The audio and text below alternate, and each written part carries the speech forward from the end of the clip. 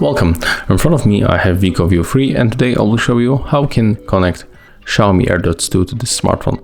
So at the first you have to go for the Bluetooth settings on your WIKO. And right now you have to move your Redmi AirDots to the pairing mode. So let's open charging case, and sometimes they are already in the pairing mode and the indicator are blinking on white color. But in my case it's not working, so I have to move them manually. So we have to click and hold both earbuds like that.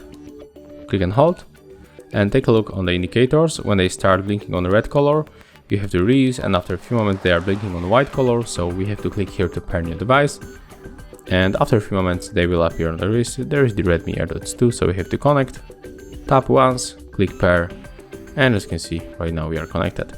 So if you find this video helpful, remember to leave a like, comment, and of course subscribe to our channel.